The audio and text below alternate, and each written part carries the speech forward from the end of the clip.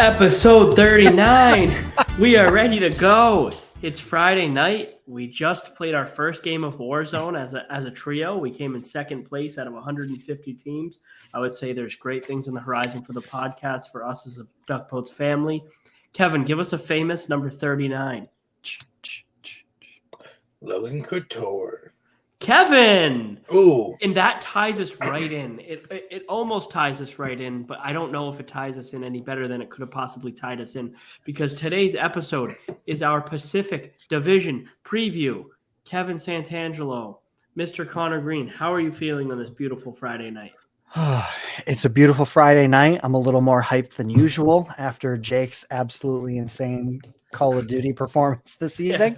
Yeah, it was good. We had a good first game, and we're ready to get back to it, so we're just going to rattle through some topics. Just kidding. Here we go.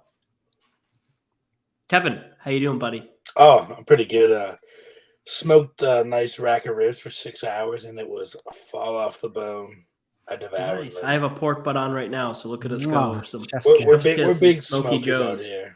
Yeah, big on the meat smoking. Some watching meat, hockey. some grass, but we won't name who. Yeah, no grass for Kevin and I, but just meat.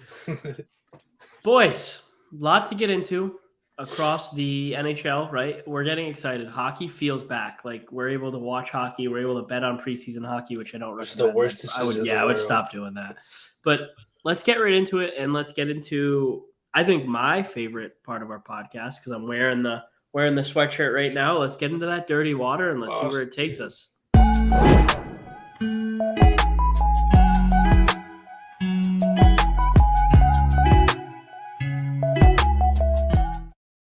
I love that video every time it plays. Shout out to other Kevin.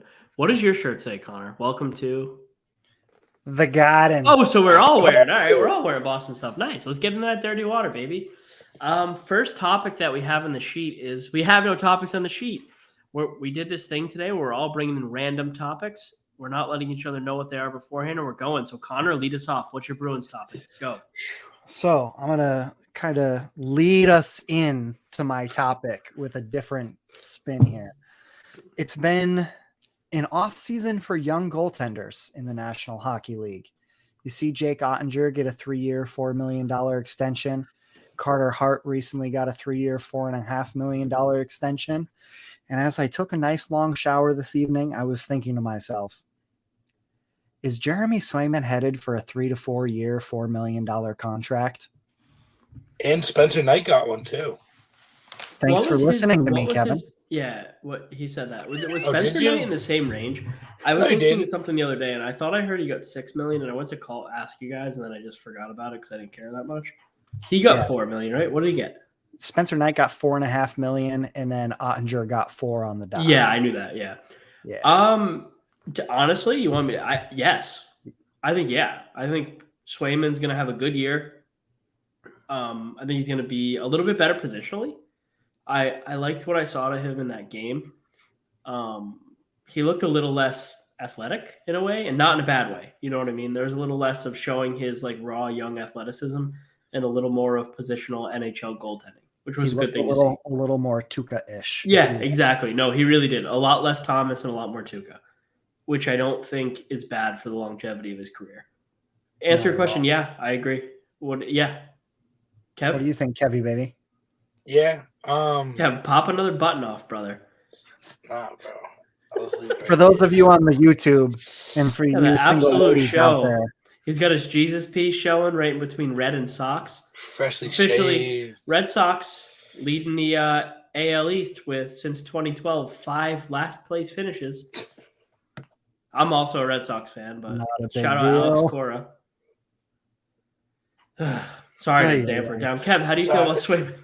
No, I feel like it's definitely be a crucial year in his development to see where he goes and determine the money. So obviously it doesn't perform well, then I see. You know what I mean?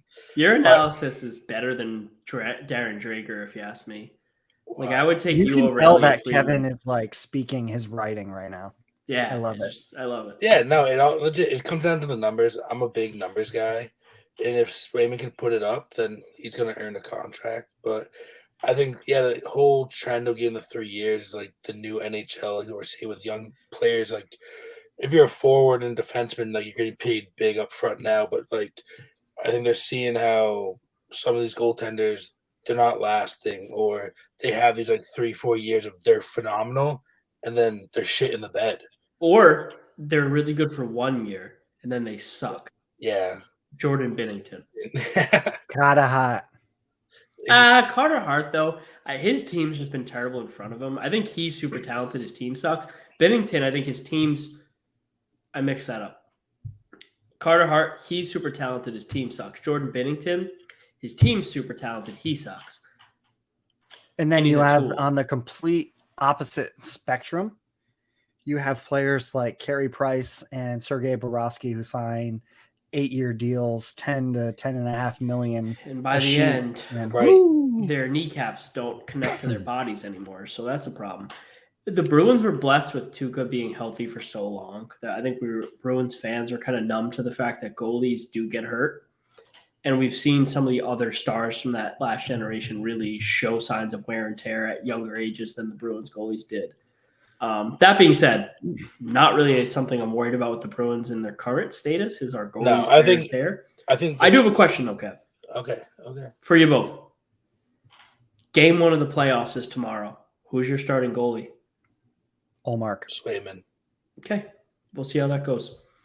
All right, Kevin, your question you brought to the table for the Dirty Water. Oh, this is one I've been kind of waiting for. AJ Greer. This man has come onto the preseason and he's This just could be wowed. problematic with my question. He just wowed the Bruins, and we're seeing these last couple practices. Montgomery showing him the opportunity that of playing with Coyle and Smith, and is that a legitimate possibility? And could we see Greer on the third line and Frederick get bumped to the fourth? That's my exact question, so I'm gonna have to get a new one. Yeah, I don't know. So my question was, just to tie it right in, was can Greer and Freddie coexist? I'll come up with another one, but can they coexist? Ooh, They can until until Marchand comes back, and Yeah. then the Bruins have a problem. Yeah, so it's as weird as it is, and that's what I wanted to tie it all into. The Bruins players, other than Hall, Pasta, Krejci, Patrice Bergeron, are currently in a tryout till Brad Marchand comes back and the roster gets really set. Either Zaka or DeBrusque can stay because they'll both move away to either side to play with Patrice Bergeron or Brad Marchand. Anyone would. Mhm. They're competing against each other for that job. Craig Smith needs to perform to keep his job. They even Mhm. stay on the team. The second line, they don't really got to do anything. I think they're all locked in there. They're going to perform. They're okay. Bergeron's That okay. promise was made. Yeah, without a doubt. Coyle, Frederick, Greer, Smith, they need to perform. They have to perform. Coyle's a little safer. Yeah, I than the say rest of them. Coyle's locked in. Who are you going to put Nozick Yeah. on the third? No, I mean, he's too overpaid to be on the fourth line. Or No, sitting, and you guys so. are right with that. But they're in our fourth line too, right? It just rolls right in. I'll wait. That'll become my question. But yeah, from what I've seen from AJ Greer, he's an NHL level player. He's a young guy. He's 25 years old, who was a point per game player last year at 24 years old in the AHL, and has found it. He's a second round pick. He's a higher pedigree player. He was a good player at Boston University. He's not a plug. He was never a plug. He's just a guy who took time to figure out the NHL game. He's 6'3". He plays physical. He throws the fists, and he has a hell of a shot. And idolizes Milan Lucic. Correct. Do you know who has the most to be absolutely frightened by AJ Greer? Foligno. Nick Foligno. Oh, yeah. Without a doubt. That's who's going to push Foligno out of the lineup if it's anybody. Yeah, let me roll right 100%. into mine. How does the fourth line shake out? Who are our fourth line players? I had this conversation with my dad for a half hour while he drove home today, and we agree. I think my dad agrees with us. There's 8 guys who could fit in those last 3 spots, and it's finding the right mix, and God damn it, is that hard. But Right. So yeah, you can go. I'm gonna take my spin, and I'm gonna tell you this is what I want to see the Bruins fourth line look like come January and February when the lineup is assumably fully healthy. I would love to see a fourth line of Trent Frederick, Jack Studnicka, and AJ Greer. But that fourth line needs to be able to get offensive zone faceoffs, and they need 12 to 13 minutes a night. And I agree with you. And I think that they can manage that. I think they're all fast. I think Greer and Frederick will bring the physicality level that you would expect from a traditional Bruins fourth line. And the skill is there. And the skill is there It's higher between than all any three fourth of those players. And, I think that fourth line gives me the parallel of the old Merlot line with Paille, Campbell, and Thornton. Yep, because Daniel Paille scored 12 goals. Campbell had, was it 8 to 10? They were all in Yeah, the same they kind of all mix. could score. And Kevin's completely muted and talking. And Thornton had the talent to play. Like, he really did. Like, Thornton could be a player sometimes. Like, you get in the shootout and just dangle. But that fourth line, I'd put up against any fourth line. Does it happen? I don't know. I think that But I would Don like it to. Sweeney and Jim Montgomery are going to be forced into playing Foligno in a fourth line role because of who he is in the league and the money that he makes. And it almost makes me sick. Yep. And, I mean, do we have to give him a chance? We do. But if it fails, it fails. And I want that to be the case. Not I don't want him to fail, but if he fails, he fails. And he doesn't just get to skate along. The biggest thing is Don Sweeney's ass is fully in the jackpot this year. So he knows. I think Sweeney's going to be pushing for let's get the best players in the lineup. No more, I paid this guy, let's do this, because if the Bruins get knocked out in the first round of the playoffs, Don Sweeney is no longer the Bruins GM. No. So, let's be real here. He wants them to win too. And Jim Montgomery, is his job safe this year? Yeah, I would think it is. But he wants to show that he's an NHL level coach again. He don't want to lose in the first round of the playoffs either with this veteran lineup that has some absolute studs in it. As much as we talk negative about the Bruins, when you look at their projected lineup, healthy, find me a better top 9. Good luck. I know it's crazy to say, and that's if they all perform, which they really might not. But yeah, God and I damn it, think a top line with Marchand, Bergeron, DeBrusque, and then Pasta, Krejci, and Taylor Hall. And now hear me out. This is where fun. I think it gets even sweeter for the Bruins. You have the two goaltenders who are going to give you solid goaltending, but you're going to have McAvoy, Lindholm, Grzelcyk, Carlo, and Zaboral on the back end. Yeah. Loaded. This Bruins team's way better. I'm trying not to be a homer about it, but it's so hard for me to sit here and be like, the Bruins suck, because they don't. I've been extremely low on They went to Game Bruins 7 last year without Zaboral, without Krejci, without a healthy Brad Marchand, with a hurt McAvoy, with a hurt Grzelcyk, with a Carlo who had no confidence in his game. A Ricky Swayman. With a Jake DeBrusque whose mentals were destroyed at that point. With guys just put in the lineup with no business being there. We went to Game 7 against a good Carolina team. I've been extremely low on the Bruins, but if you look at the team on paper compared to any other team in the league, they're good. You say, yeah, they could pull it off. And they're good.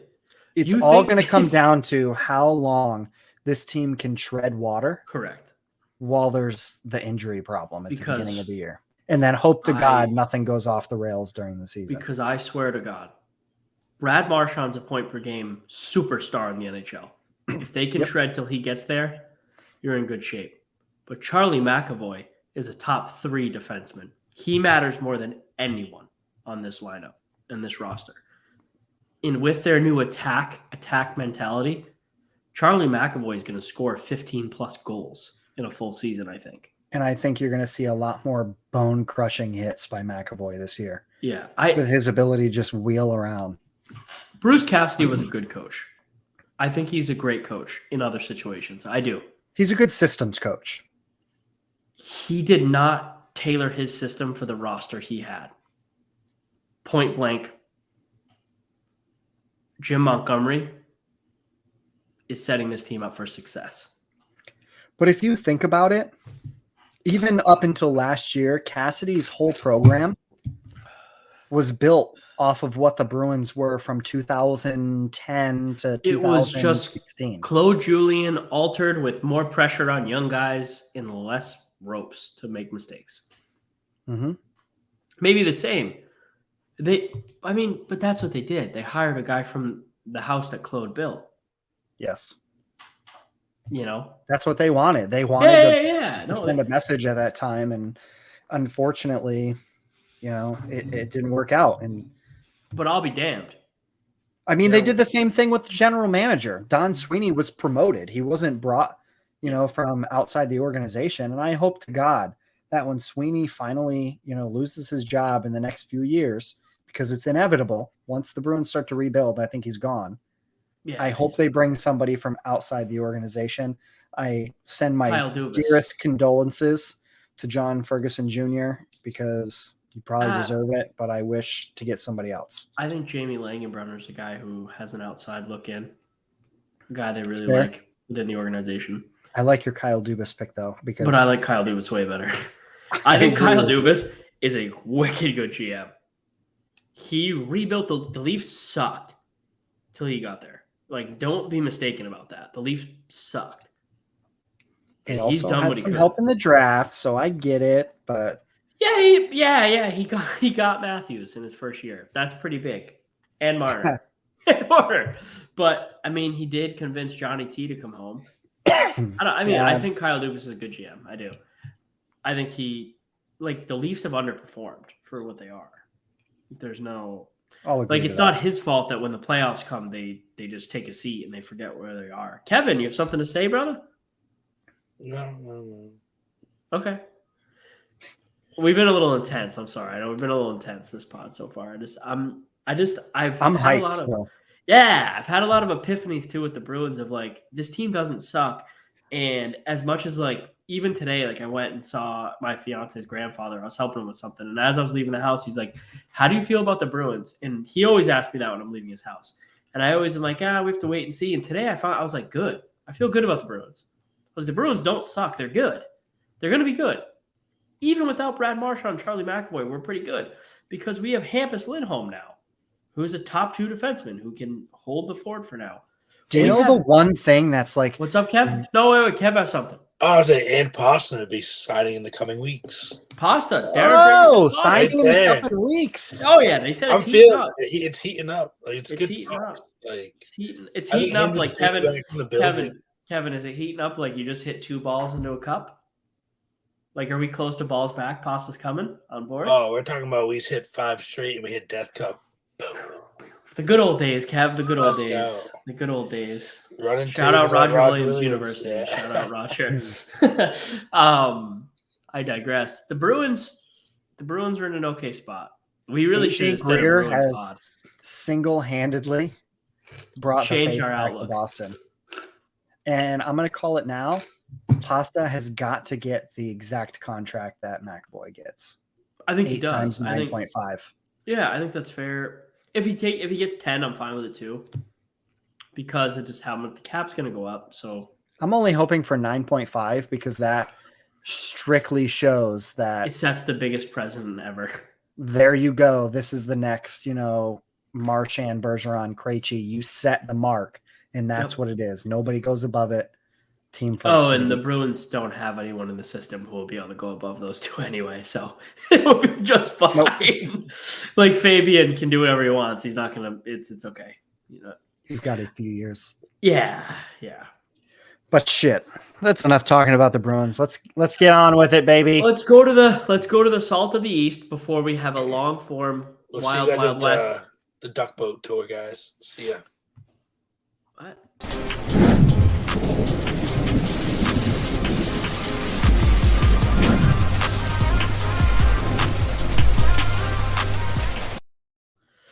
I get what you're saying, Kev. Sorry I said what. It's because he meant the Bruins are going to win the Stanley Cup. If the Bruins win the Stanley Cup, we will be live, man on the street, at the Duck Boat Tour. Let me promise you that. Completely buckled. They will be chaperones. Yeah. I went last time the Bruins won the Stanley Cup. My mom and I went. We went and saw the Stanley Cup parade. Great memory. I went in 2011 with my mom and I was my there cousin too. and my I dad. went with my mom too. We went and saw the Cup. So What did we go? Red Sox together. Definitely Jake? remember. In Kev and I 18? went. Kev and I went to the Red Sox together. Almost I think died on the we way went. there. Wait, we went to the 28-3 Patriots too, and I'm not a Pats fan. Yeah, we did. I remember we went to that. And I was just Patriots in it up, and I'm completely not a Patriots fan, but I like to have a good time. So I went. Fair. I'm going to lead it off. Again. Today is a little bit of a wild podcast because of our theme with the Wild Wild West. You'll see what I mean in a few. Oh, get ready for it. Mitch Marner. Oh boy, Mitchell Marner and the Isaac Toronto Exel Maple McCoy. Leafs. The Maple Leafs are such a joke. After I picked them to win the division last week, I feel so bad that I did that. They are running Mitch Marner with the idea they might play him at some defense. When the Leafs are down in games this year, I think we might see them run 4 forwards with Mitchell at the back end. What does this tell you about the Toronto Maple Leafs, Kevin? Bunch of clowns. Kevin, we do have a new fan, someone who we might invite on the podcast. Kevin had someone reach out to him. What's his name, Kev? Do you remember his name? Do you know his name? No, I have to look. I'll check right now. I hope he's listening. If he's listening, I want him to send you another DM. Because if he gets to this point in this podcast and he's listening, he can come on one of our next episodes. His name is, give me a second. We've texted a lot today. This is not the best podcasting. Guys, talk about Mitch Marner. How do you feel, Connor, about Mitch Marner playing defense? Do you think he's going to be the next Bobby? Next Bobby Orr, lockdown defenseman? absolutely not. I think for Mitch Marner playing defense, I think it had a lot to do with 2 injuries. So for the Leafs on the blue line. I think Scott Oney.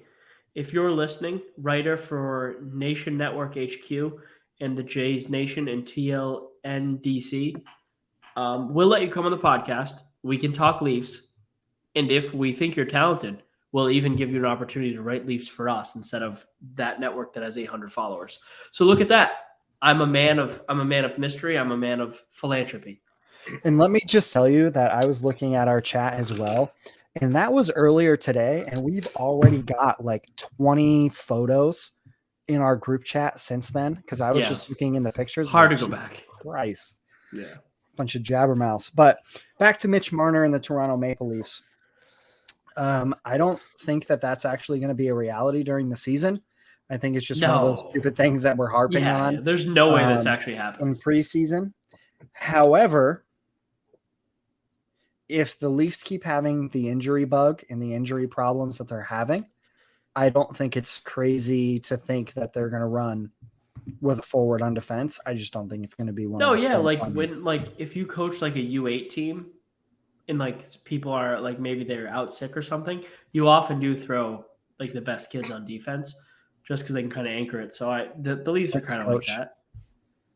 Yeah, absolutely. And they probably don't make it past the first round anyway. So no, definitely not. I think the Leafs very well could win the Atlantic Division and get swept out of the first round, just like that. I don't know, man. That goaltending's so shaky. That goaltending is, So I watched Samsonov play tonight, and he looked like Samsonov. He got injured twice throughout the game, came back just like you do with the Caps all the time. He let in a couple softies, but he made some great saves. He looks like Samsonov. That's him. He'll make highlight reel saves. He'll let in easy goals, and he gets hurt 6 times a game. He's a soft Russian. Fuck Russia. We talked about Russia in the chat today, and we all agree that Russia sucks. We're sorry. That was our first swear. We made it this far. That's pretty good for a Friday night at 11 podcast.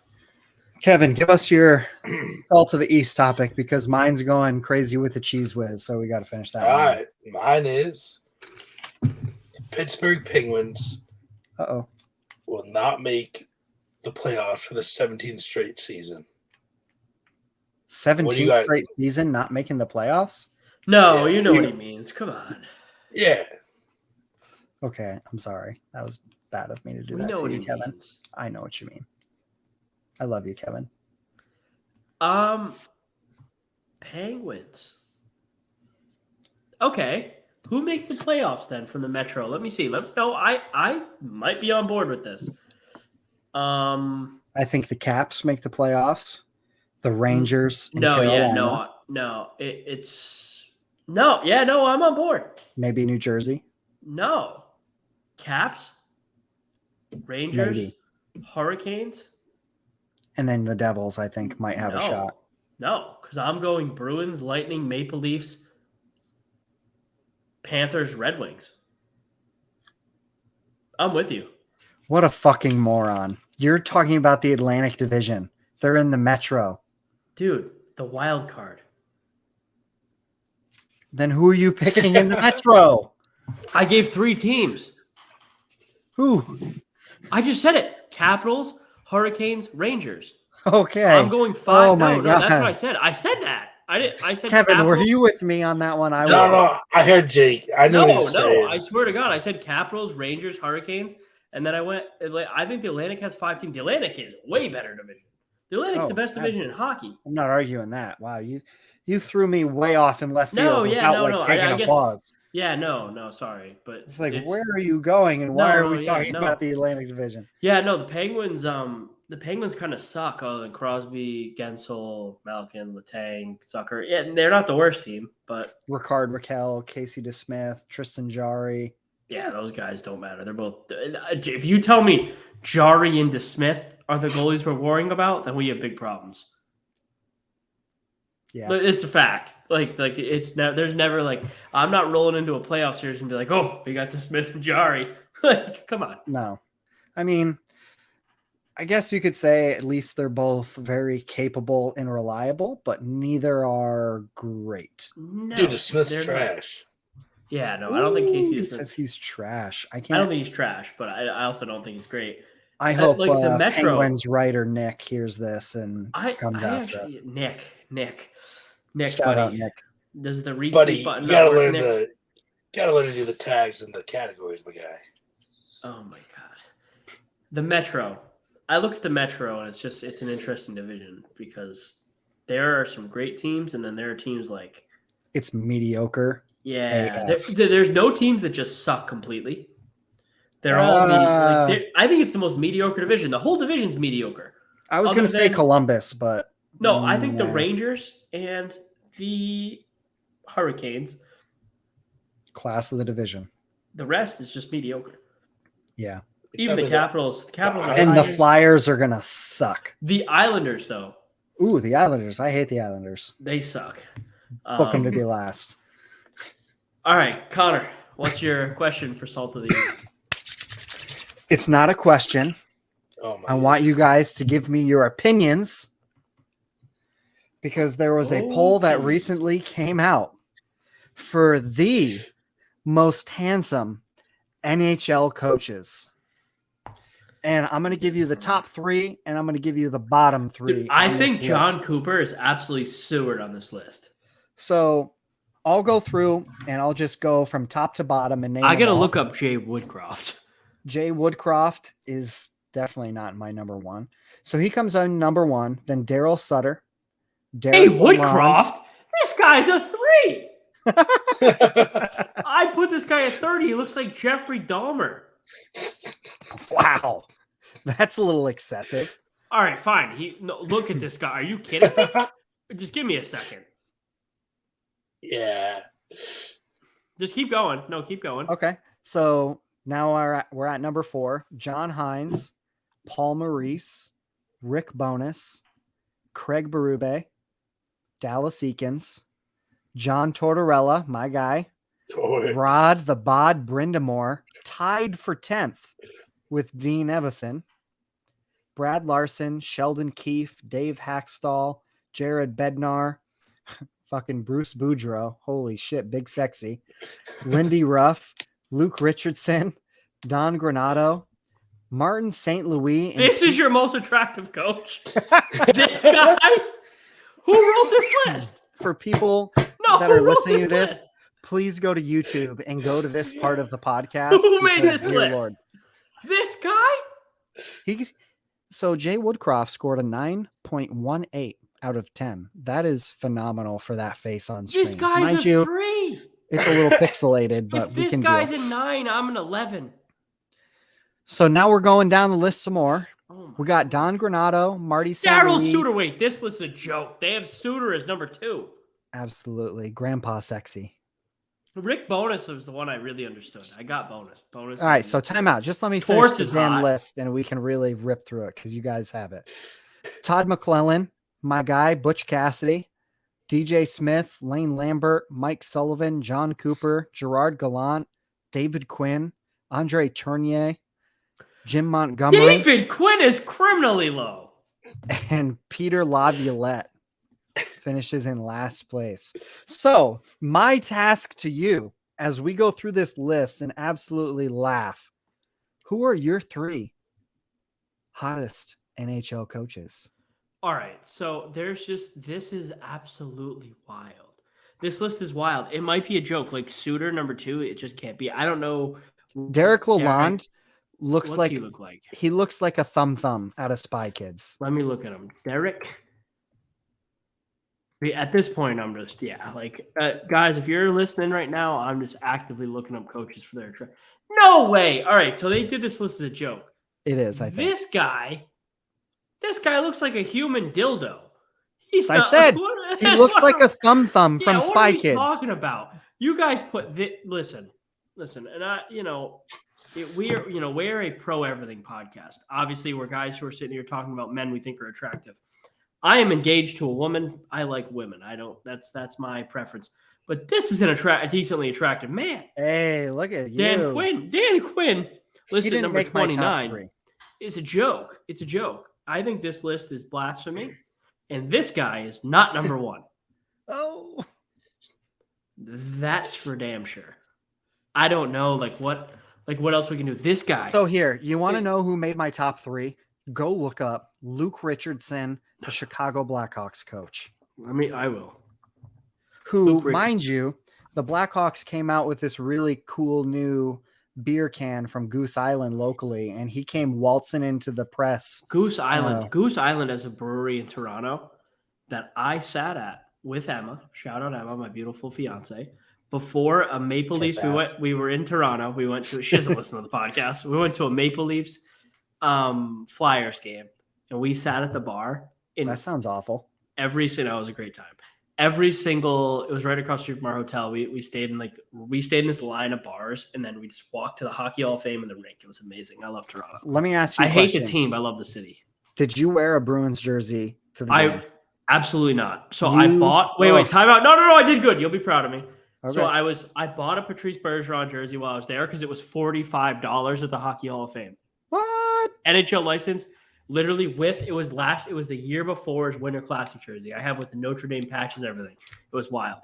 I did wear my Carhartt Bruins hat, and I just wore a black Carhartt sweatshirt. I wore a Bruins hat, and I made friends with all the people. They were so nice. Everyone was super nice.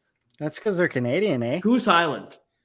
We sat at the bar. They gave us 13 probably free beers. It was Canada is such a nice place. But this guy, Luke Richardson, he has a shot. He has an outside chance. I'll bring him up in an overlay right now. If you should be subscribing to the YouTube because this podcast, especially you're getting your money's worth today. It's when we record on weekends. Oh no, you can't. He looks horrible in that picture. No, he's rugged. He looks like the Hound from Game of Thrones. Well, some people are into that. I don't know. You gotta pull him up now. Yeah, that's all you're getting. No, that's what you're getting. Oh my god. Never mind. Time out. Rob the Bod Brindamore would make my top. Bruce Cassidy. Wait a second. Absolute ridiculousness that this poor man was so low on the list. It hurts I feel genuinely bad for him. John Cooper or Mike Sullivan? No. You'll find out in a second. It's coming. It is coming. That's what she said. This poor man. It's downloading. Give me a second. My computer's working overdrive. Martin St. Louis. We have St. Louis at 20th. It's because he's short. There's a height bias. Sure. It's not. Let's get off this topic. That was fun. I think this list sucks. I think there's a lot of better looking coaches. It's funny. Where they're shot. It's funny. It's funny that the coaches saw it. The best part about all this is this was definitely made as a joke. And the fact that there was a bunch of coaches that brought it up to in their press conferences, I tip my cap to the writer who got that going because it was funny, and I'm sure a lot of people are going to talk about it. Absolutely. Now, for those of you who are listening, you will have to go to our YouTube channel for this next beauty that you are about to partake as we transition for the first time to the Wild Yeah. Wild West. The Wild Wild West.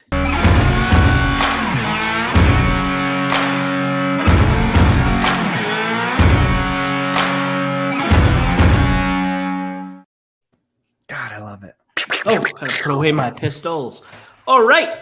So to get into the meat and potatoes of this episode, the Pacific Division preview, we're going to start off with, I would like to say, the team that held my heart as a young child, other than the Bruins, the team I always loved due to Disney's productions of the Mighty Ducks, the Anaheim Ducks. Kevin Santangelo.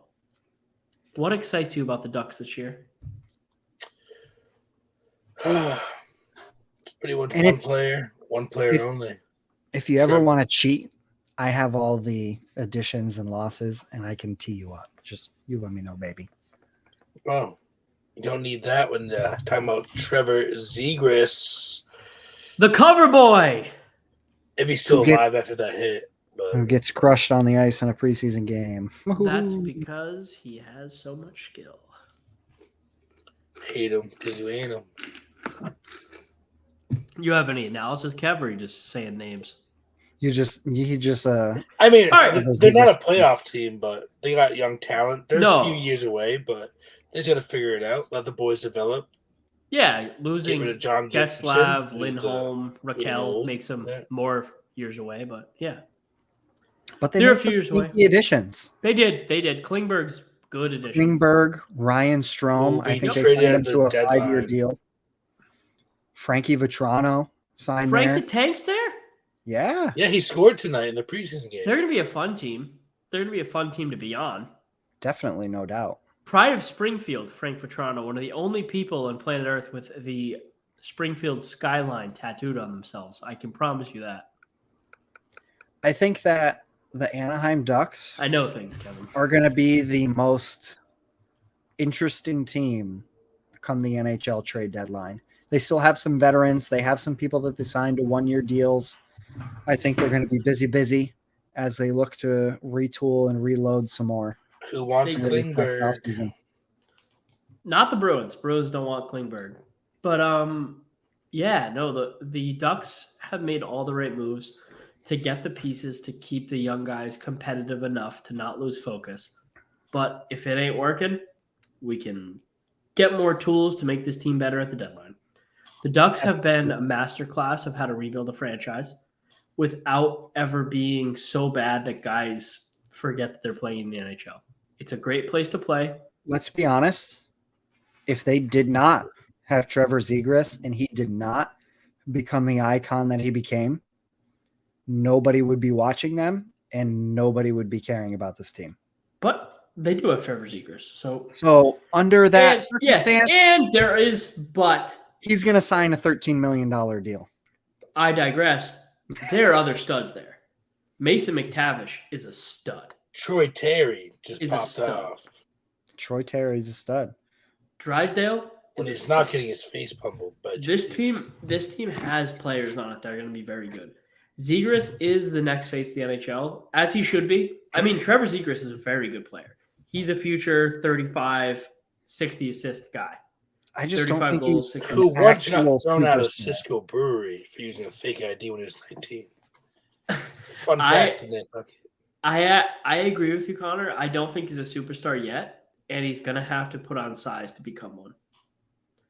I think he's an elite talent. He's one of the most talented players in the NHL. Is he an NHL superstar? No, not yet. And he's going to have to really put on muscle and size to do that. Yeah. I think like But he could Johnny be- Gaudreau do you consider Johnny Gaudreau a superstar or a high-end elite player? He scored 100 and something points.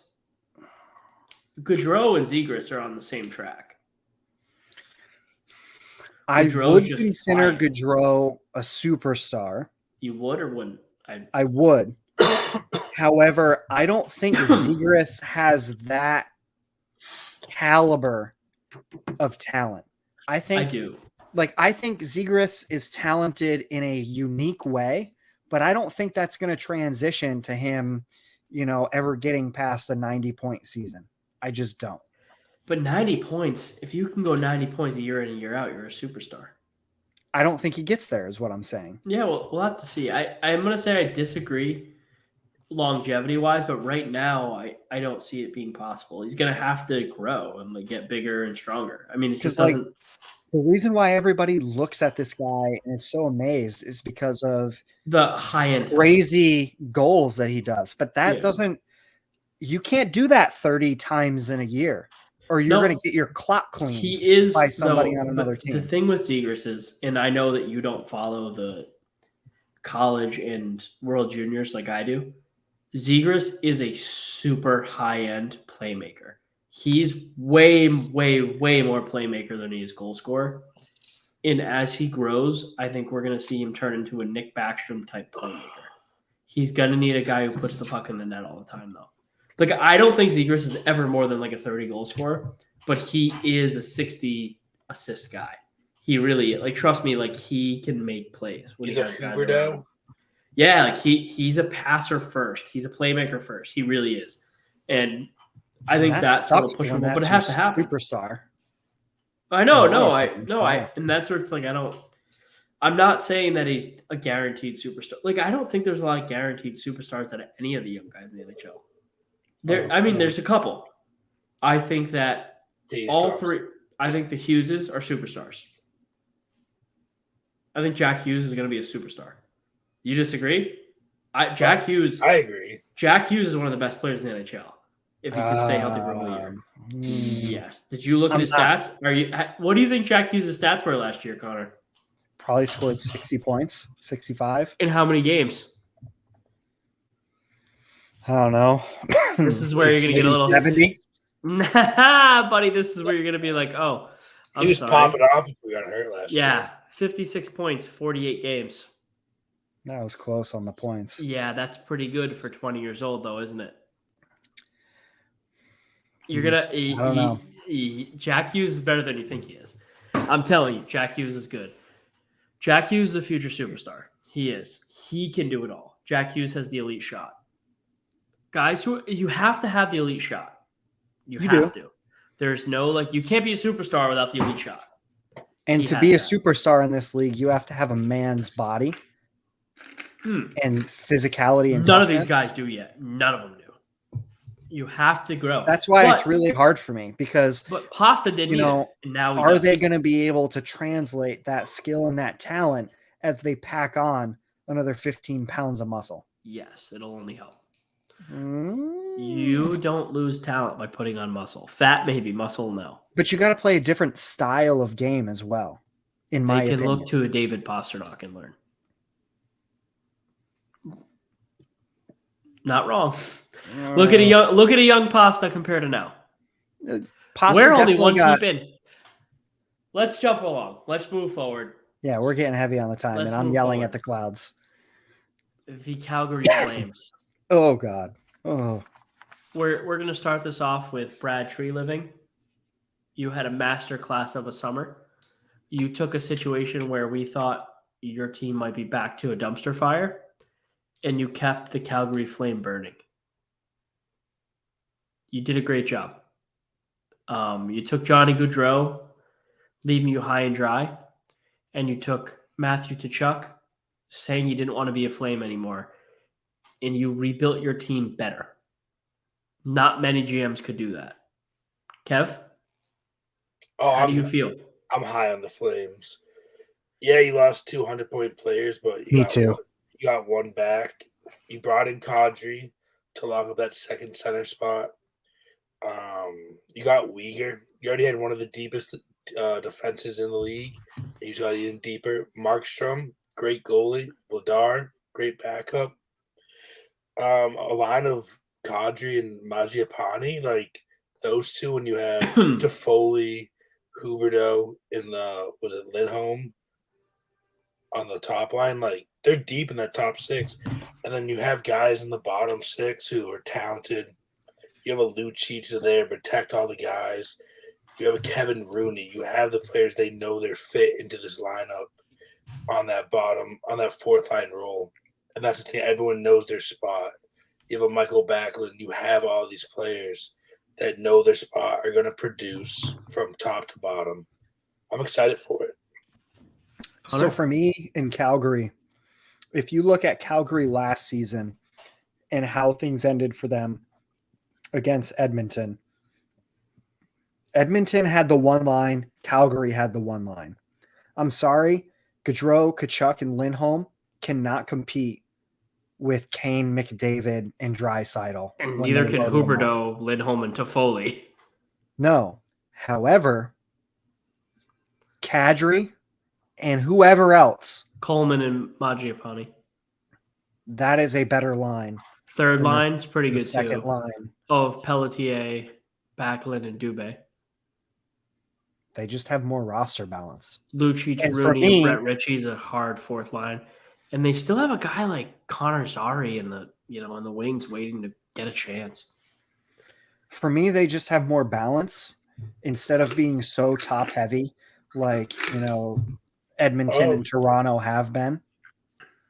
And then of course you've got Markstrom in net and Vladar, Bruins legend there, backing him up. And I also think one of the things that is going to be curious is I do think at some point this season they will move one of their big defensemen. And I think that's going to be for a significant impact player up front.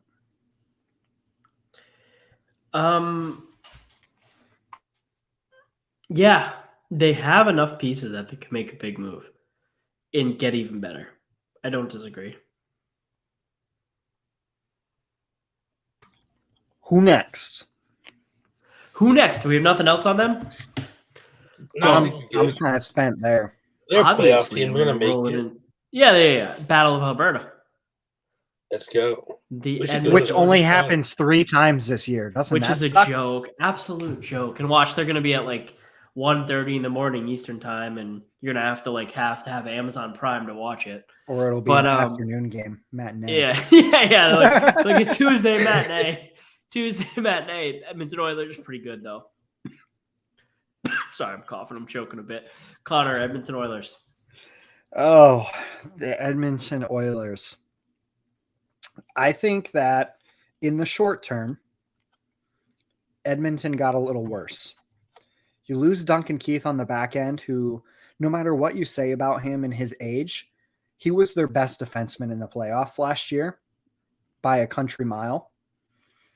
They got rid of their toughness in Zach Cassian, which I think is going to hurt them quite a bit. That gave a lot of their identity, even though he wasn't necessarily the best, offensive talent. A complete turnover of the goaltending department there, and they bring in Jack Campbell, which I think finally addresses what Edmonton has needed for the past 5 years, is getting some goaltending. And then I think that Edmonton is probably going to be one of the teams that mixes it up quite a bit during the season. There's some rumors coming out recently that they're pretty involved in the Jacob Chychrun sweepstakes. They're still looking to be involved in the Patrick Kane sweepstakes when that comes around.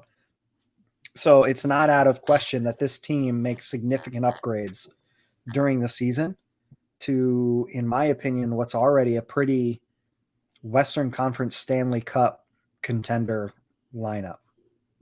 Yeah, so that's what I was going to jump in and say if you didn't. Oilers, to me, are a Stanley Cup contender, and they win the Pacific Division. Handedly. They win this division. Connor McDavid and Leon Draisaitl they're sick of it. They're done. You're going to get a whole year of them firing. Draisaitl wants McDavid to be a 60-goal scorer. And you got to think that Draisaitl was playing on one ankle in the playoffs. Literally, he was not mobile. He was standing still. He was the best stationary hockey player in the history of the NHL. I stole that from 32 Thoughts. That's been said before. So Kev, Oilers. Kevin. Not a Oilers. stretch, baby. I like it. I love it. Kevin's analysis is something to be rivaled. The fact that you haven't been hired by TNT yet just blows my mind. The LA Kings. Kevin, the LA Kings. We're going to let you lead off. Tell us about the Kings. I'm big on the Kings with the You addition. are? Yeah. The addition of who is your player that you think is going to be the standout LA King? He's going to say Kevin Fiala. He's a big Kevin Fiala. I am a big Kevin Fiala guy. I watched him last year on the Minnesota. I was sad to see him go, but cap issues always screw you over. Victor Arvidsson. Yeah, you could another say guy that, with Connor. underrated talent from Could say Nashville. that. They're going to have a good lineup. Yeah, they're good. Agreed. They could obviously use a little more defense, but you can jump back to the Jacob Chikrin sweepstakes again. There's another team. Oh, with assets, with assets to make a move. Oh, too. they have so many. Because they really didn't give that much up for Kevin Fiala. No, they still have Byfield, Turcotte, and Kaliev. Yeah. And they have Brent. Wait, they drafted Brent Clark too, right? Can't confirm. I'll look that up Or right now. deny. You guys keep going. But I think they only gave up a draft pick and defenseman Brock Faber Yeah. in the Kevin Fiala deal. Like, that was a steal. Everyone knew Minnesota had their hands tied, so they weren't getting the package. Yeah, they drafted Brent Clark, who was the best defenseman in his draft class. Yeah, no, they're good. They're going to be good for a while. And the goaltending still solid. Jonathan Quick and Cal Peterson in net. Yep. They are going to be my dark horse Stanley Cup pick out of the Western Conference. No. That's my dark horse. Unless That's Quick fine. turns it on. Yeah, and they can make the playoffs, but No, He turned it on last year and was pretty solid to end the year. Yeah. Weren't they a wild card last year? Yes. yeah, maybe. I think so. We probably should have known that. But the San Jose Sharks. Kevin, you're laughing. You have to start. Tell us about the Sharks. It's another dumpster fire. They're the New York Islanders, Philadelphia Flyers of the West. Yeah, they are. Fair. This is everything. They're screwed on contracts. They're screwed on everything. What New happened? GM, new coach. Yeah, they're just like, let's just scrape this thing all. They tried to win a Stanley Cup in like 2018 and it didn't work. And they signed. The problem was they tried to win the Stanley Cup with a window that was going to close by 2020 with guys they signed in like 2017, 2018 to 18-year deals, 8-year deals. And now we're seeing that, maybe not the best move, huh? Carlson made. Yeah, they have a ton of talented guys in their team, but they suck. They should probably try to move those guys at the deadline. It's rebuild time. It's like, hey, let's re-sign Hurdle. Great move. Great job, boys. It's going to really help you guys. I wonder how he feels about that contract now. I don't get it. It's just like, nah. And I mean, I get that San Jose prospect.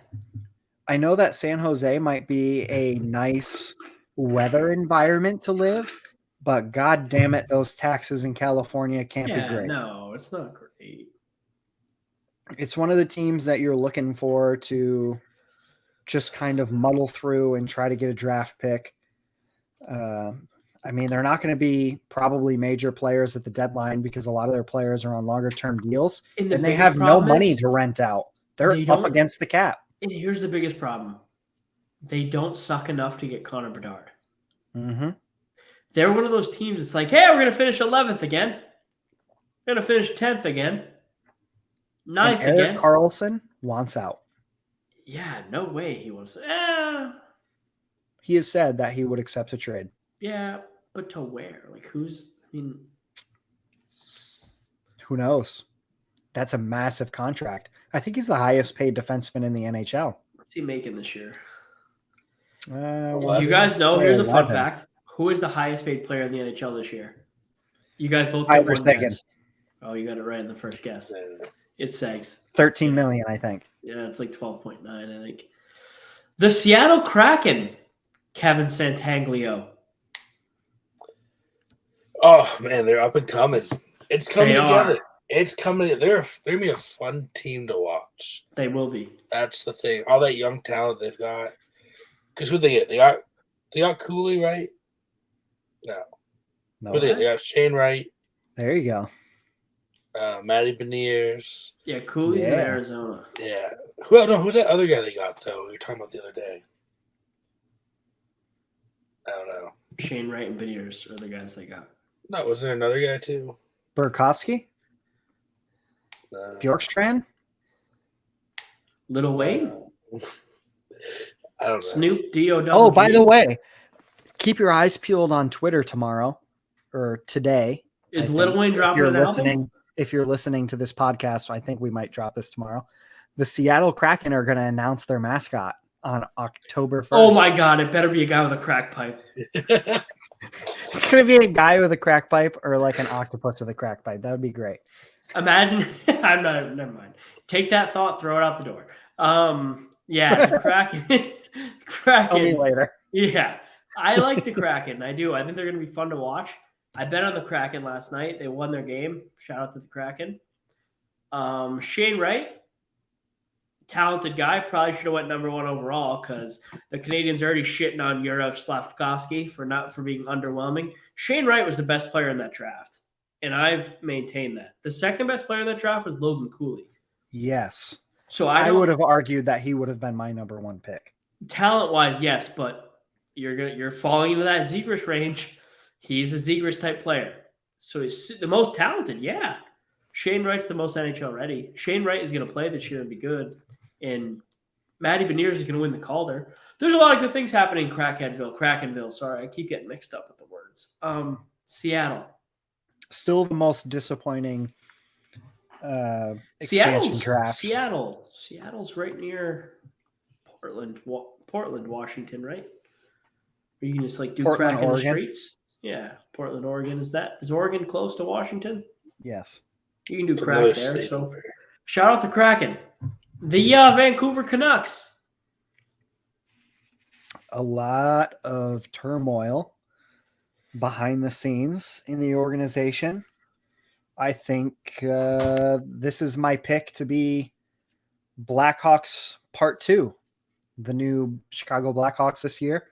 They added the Russian Kuzmenko. Oh, he did late. good last night.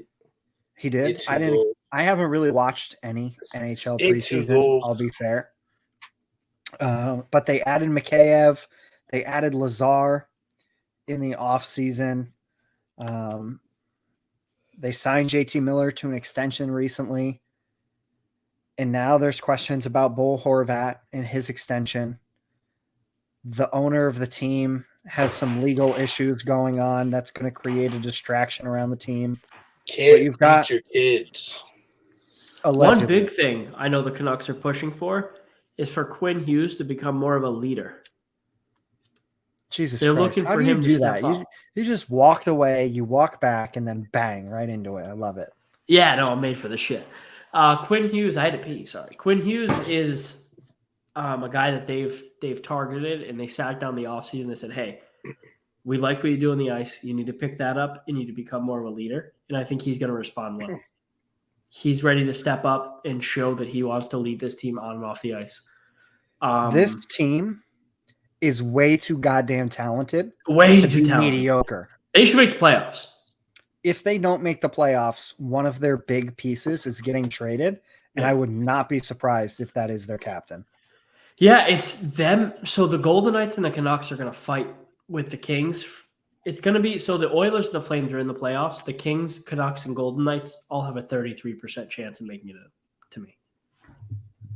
I think that, as like we said with the Atlantic, where they might get 5 teams in, the Pacific could get 5 as well. Yep. Well, the Central could also get 4 or 5. No, I, the Central's no. not as good. The Central, we'll get into next week, but just off the top of my head, I have the Avs, the Wild, and the Blues. Right, Nashville. Nashville will be fighting with these 3 teams for that last. No, that's what I'm saying. Like for the wild card, The problem is with the Pacific is it's gonna be just like last they year. beat each other up a lot, Yep. and it's tough for them to get points. Like it is like, and that's where a Central team can kind of slide above and be less good. But that's the NHL. Welcome to the parity in the league, my friends. The the Vegas Golden Last Knights. but not least. Least but not last. Kevin, how do you feel about the Vegas Golden Knights? I'm iffy on them. I think this is going to be their worst season yet. Yeah. I mean, they have the talent, but they Do don't they, have though? the talent. Do they really have the talent? No. They have Jack Eichel and Mark Stone. And Phil Kessel. Oh, God. Philly hot dogs. Yeah, no. I mean, you've got Pietrangelo on the back there's end. better guys there. You've got Shea Theodore. You've got the Victor regular Martinez. line of Marchessault, Riley, and who's the last one? What, Tromblett? Is that it? No. Tromblett. I don't know. Carlson. There you go. Carlson, Marchessault, William. and Riley. There Well, you go. Riley's playing with Eichel and Kessel. So here's the problem. In Vegas. If Riley Smith, Phil Kessel, and Jack Eichel are your first line, good luck. Jack Eichel, superstar. But guess who in the East could shut down Jack Eichel? Patrice Bergeron, Steven Stamkos, Austin Matthews. That's what I was going to. And there's Brady I know Tkachuk. I have another one. Tkachuk. There's a Dylan list of Larkin. guys, who will shut down Eichel alone. Because he's even with all those guys. And their wingers, if you ever try to roll out Phil Kessel and Riley Smith against DeBrusque and Marchand or Hall and Pasta, have fun. Good luck. Godspeed. And You get torched. we haven't even addressed the elephant in the room. Terrible With them, if you goaltending. Their Terrible goaltending. goaltending is awful this year. And They've they have got- a team full of guys who they're going to need young guys to step up and a coach who gives young guys a pinch collar instead of a nice leash to run on. So And then now, here's the other problem. They are so far deep in LTIR, they will not be able to add players at the deadline unless they are adding more dead money into the mix. they're just – so I just don't – They just like, for those of you who don't understand the salary cap, when you're in LTIR, you cannot accrue cap space during the season. You have to get more LTIR and I players. just don't see this guy being the one who fixes the problems there. Oh my God. I just- Wisconsin. I have Somewhere our if dear you're friend not Andrew watching the Taverna video, is crying looking at this picture. cry away. I have no problem. Was Andrew as dapper as that at the Bruins preseason game? I don't know. It I saw may some be. tweets from the Only Bruins podcast that he was looking quite fly. Probably not as fly as Bruce. If you're not subscribed to the YouTube, you're missing out. I've had it playing on the ticker at the bottom the whole time.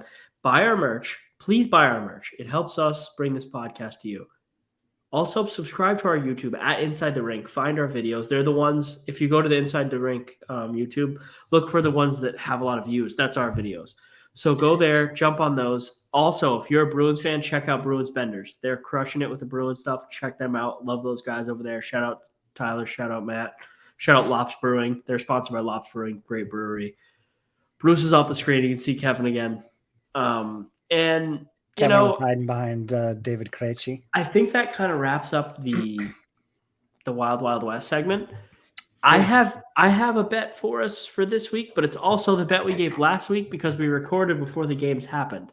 So do we give another betting segment or do we just put out the old one? I have no new bets. I mean, we can punt this week. I mean, I have no new bets. My bet we're is having a still fun the Bills. episode. This is a longer episode already than we typically have, and Maybe I don't we know. just we rattle Maybe- through. Like I don't. maybe know we what? just need to sit here and play some Call of Duty together afterwards until the wee hours in the morning, like we're I dumbass think that's college what we kids need to again. do. I think that's what we need to do. But if I can ask anything, it's just if you're still listening, which God, I mean, I hope you're not at this point. But if you are, I mean, I hope you are. But we're gonna come out with better merch. Our merch, we know, we're aware, we know. I mean, the rainbow merch is pretty cool. The one with the big logo on the center of your chest, I understand that's not with the styling My anymore. pride logo. Yeah, the Pride logo is pretty sick. Buy our merch. Little shout out to Sophia, who's been helping us behind the scenes on some social media stuff, drawing up some different logos and designs. Big shout out to Kevin, not this Kevin, not Kevin Santangelo, Not big Kevin. sexy Kevin with the not our shirt Kevin, right but now. Kevin who helped us make these videos for the podcast. Big shout out to you. Kevin Sean. And Kevin you can Shaw. find him on Twitter at Oilers Digital. Oh, did not know that. Oilers Digi. And he actually works for a Canadian junior team now as one of their graphic designers. So Yeah, and congratulations to him. shout out Garth, because Garth's just a good human. And we know that Garth listens all the way through this podcast. I don't know if he Garth, listens we to love the you. end. Yes, But he does. and it's another thing, just inside the rink, right? Obviously something that the three of us are super passionate about. This season, it's going to become your home for hockey. It's going to be the number one place for you to get real articles that are written by real humans. Like A me. place for you to watch live streams that are going to give our honest opinions. In a place where you're going to get just raw betting NHL coverage. Just NHL coverage from guys, from girls, from girls, from girls, guys, from everybody. Like we're a big happy family here. We're going to be covering the PHF. We're going to be covering, did I say that right? The PHF? Yep. I did. The NHL. We're going to be covering the Maple Leafs, as much of a joke as that is, to the Boston Bruins, as much of a joke as that can be. We're going to cover all 32 teams for you, and just go to our website, check it out, and click on the ads. Like if something comes up and it's like, hey, that's a really cool power strip for my house. Actually, we are running a very beautiful promotion of ITR Plus. Which is typically $2.99 a month. However, you can get a 30-day free trial and have absolutely no ads and be all hunky-dory. Just smooth sailing, baby. It makes a difference. Kumbaya. Also, and then you can let it go and give that $2.99 to support your favorite writer, like the big sexy Kevin Santana, or our podcast.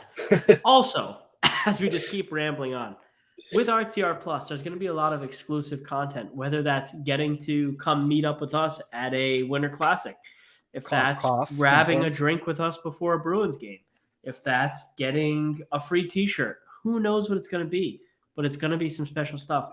Maybe it's Kevin gives you his game-worn t-shirts. Who knows? Who knows what it's going to be? All I know is that there are big things coming, and we have a lot of fun stuff to announce in the coming months.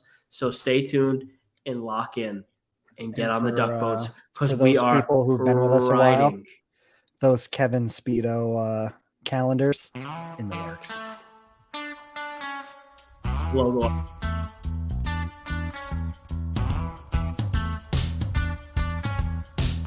Oh, big sexy.